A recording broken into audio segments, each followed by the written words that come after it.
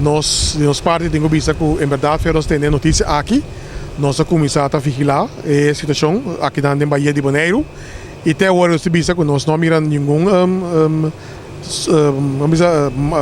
prova ou marca de algo de aqui.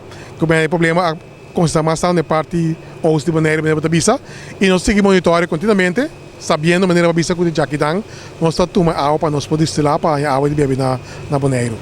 De parte da entidade, nós tomamos contato com você aqui na web para dar informação que é dependente de coisa que está tomando lugar na coisa.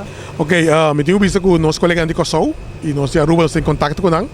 Nós informando a situação, por meio de que coisa suceder.